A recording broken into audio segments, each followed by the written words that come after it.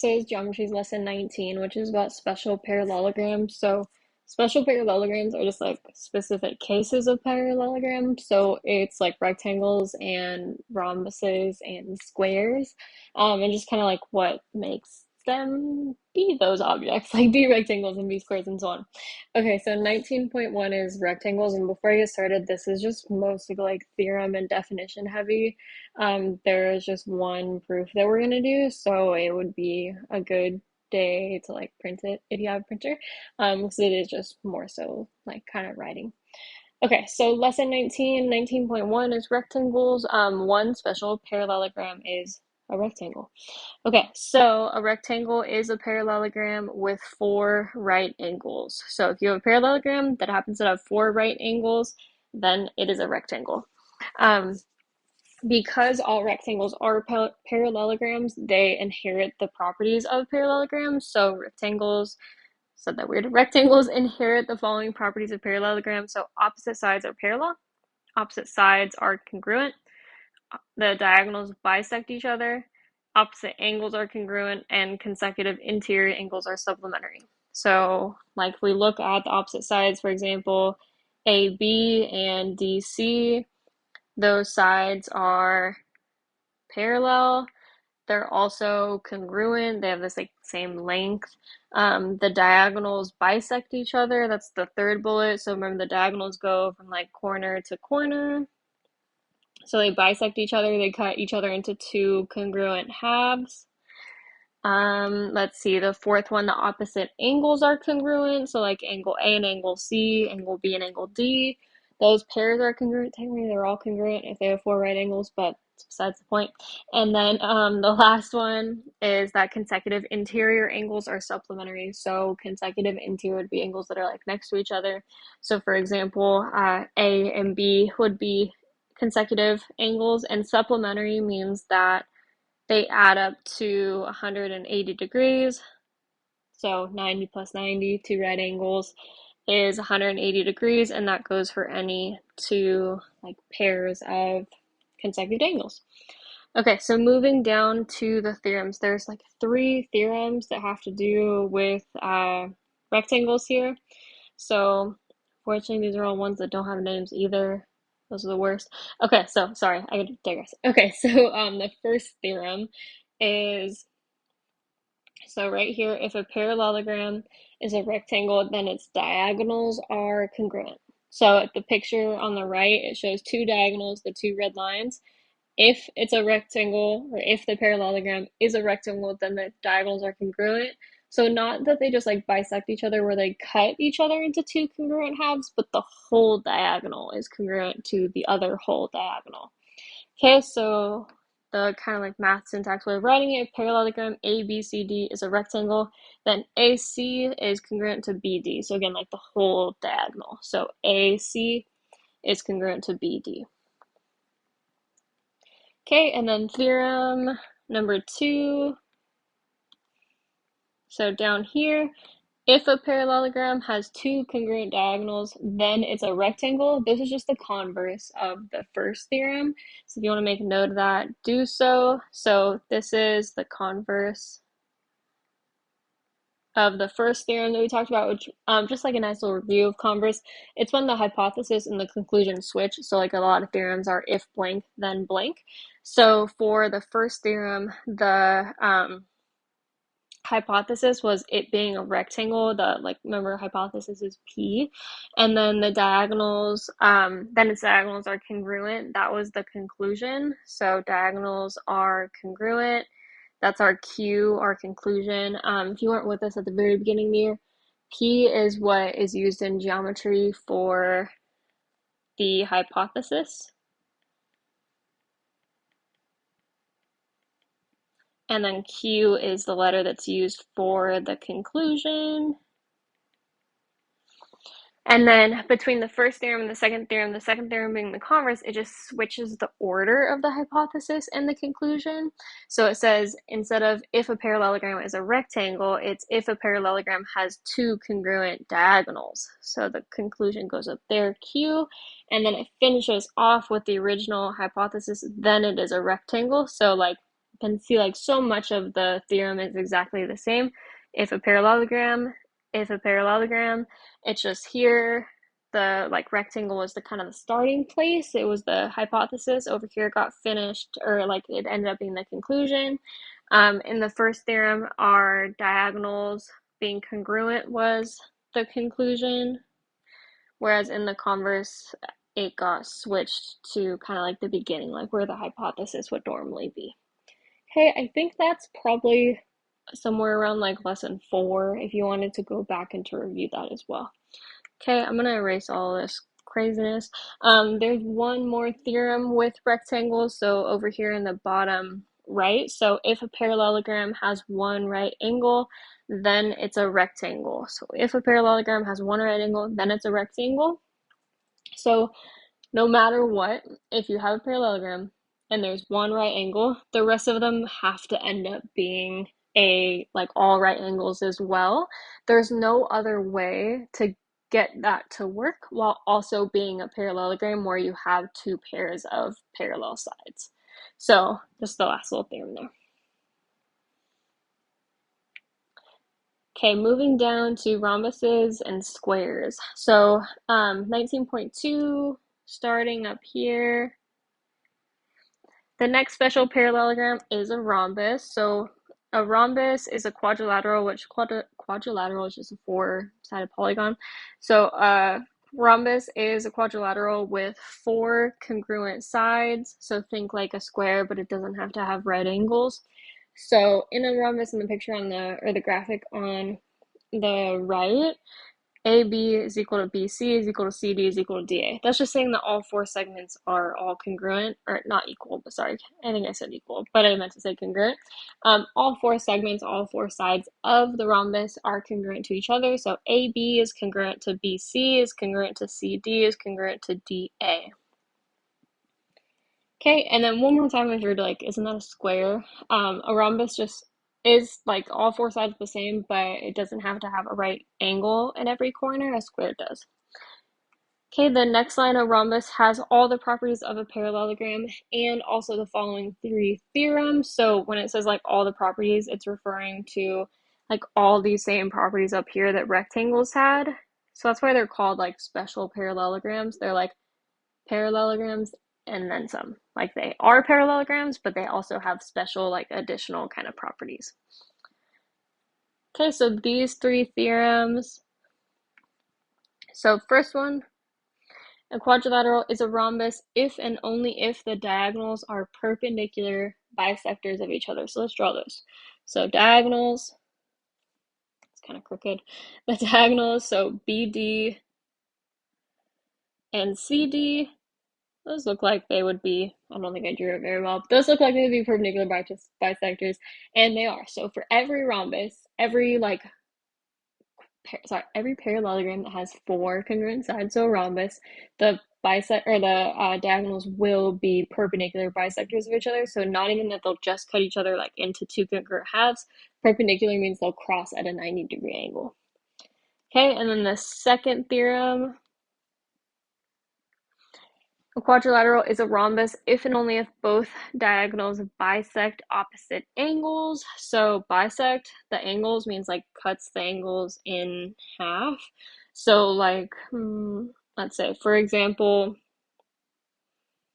let's say this was like an 80-degree angle and it got bisected, then both of them, like the smaller angles, would be 40 degrees.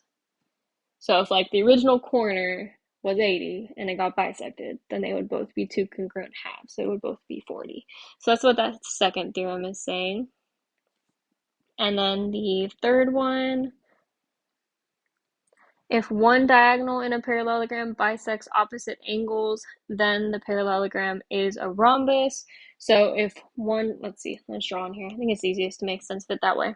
So if one diagonal in a parallelogram bisects opposite angles, so let's say like this diagonal bisects the angle opposite, and let's say this was like originally 110 degrees, but 110 degrees, but the diagonal bisects it, so it cuts it into two that are equally 55 degrees. then that proves that this is a rhombus. So that basically proves that all four sides are congruent. Okay, so the last special type of parallelogram is a square. Riveting. Okay, so starting right here, last little bit of like kind of theorems and stuff before we get into the proof. So the next special parallelogram is a square. A square is a quadrilateral with four congruent sides and four right angles. So a square is like kind of combines like the special properties of like a rectangle and a rhombus. So technically, a square has all the properties of course, a parallelogram, but also a rectangle and also a rhombus. So, like, if we kind of backtrack, a rectangle, so a parallelogram is something that has two pairs of parallel sides. And then a rectangle is a parallelogram with four right angles, so squares have that, so squares are rectangles, and then also parallelograms. And then a rhombus is a parallelogram that has four congruent sides, so a square has that. And then also it'd be a parallelogram as well, and then I think that's covered all of them. Okay. So I pictured like a little flow chart kind of situation in my mind, but the biggest thing is just to kind of know that, you know, a square is like all of these. And then a rhombus is also a parallelogram, and a rectangle is also a parallelogram. They're just different types of parallelograms. A rectangle and a rhombus are different though. So those are the two that don't really overlap because a rectangle has the special angles and a rhombus has the special sides. Okay, so I didn't like really talk about these little things, but it was just kind of talking about how all the different sides of a square are congruent to each other. So AB is congruent to BC, is congruent to CD, is congruent to DA, and then also all their angles are right angles. Okay, so getting down into the proof. So given that quadrilateral ABCD, the one on the right, is a parallelogram, and the measure of angle AEB is 90 degrees, they give us that little box to show that. We want to prove that parallelogram ABCD is a rhombus. Okay, so we'll start by stating what's given. So I'm going to say quadrilateral. I'm just going to shorten a bit, but quadrilateral ABCD is a parallelogram.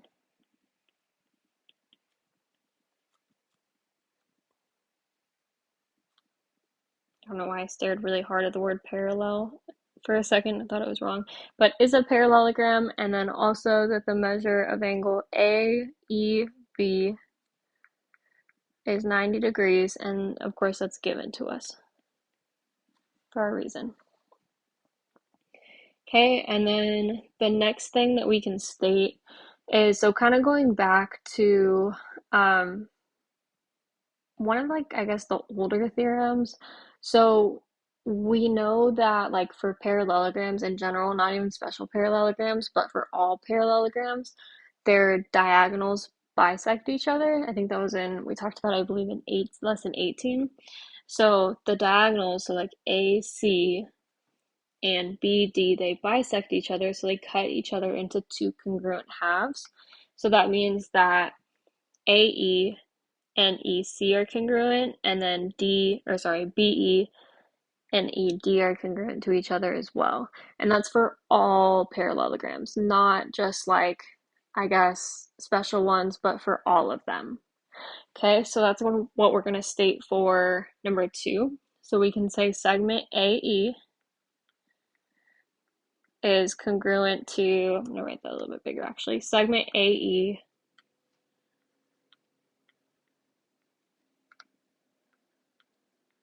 is congruent to segment CE, and then the other kind of pair of, or I guess bisected diagonal, would be that DE is congruent to EB. Okay, and then that is by like a theorem, but it's one of the theorems that doesn't have like a name, so we just have to write the whole theorem out. So if a It's okay. So it says the theorem itself is if a quadrilateral is a parallelogram, then its diagonals bisect each other. I think we're at the point where we can start trying to shorten these a bit instead of writing them all out, as long as we can recognize them, like if it was written in front of us. So I'm just gonna say a parallelogram.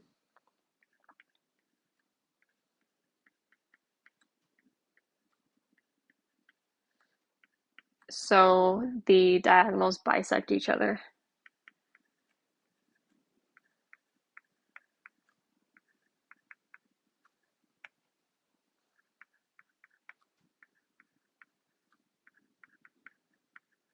Okay, so parallelograms, the diagonals bisect each other. The full theorem is if a quadrilateral is a parallelogram, then its diagonals bisect each other.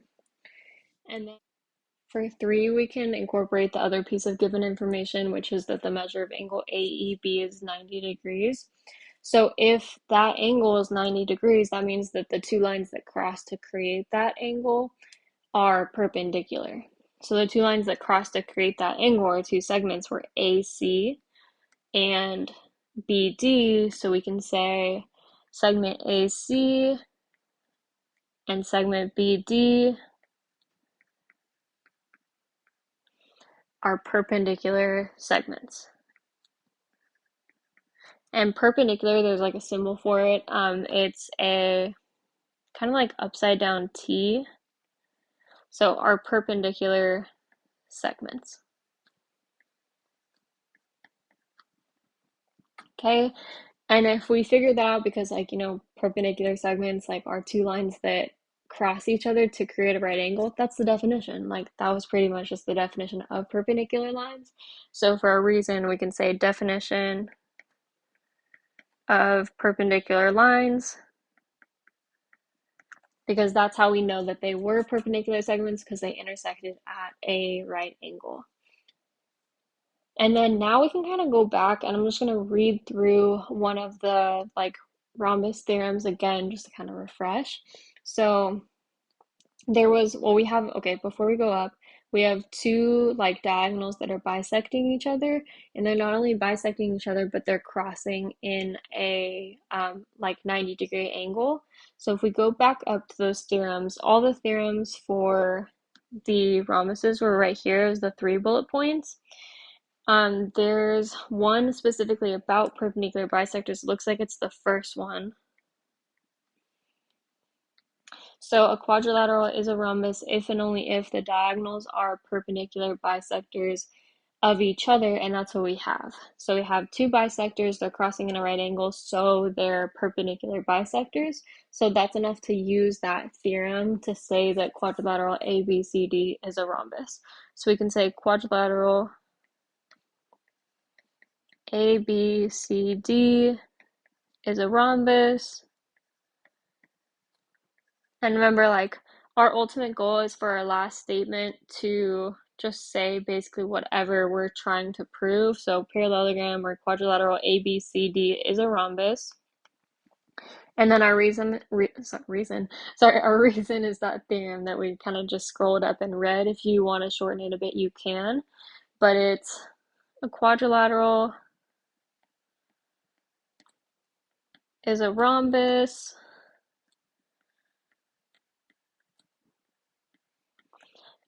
If and only if, we usually shorten if and only if by IFF in geometry. So is a rhombus if and only if the diagonals are perpendicular bisectors.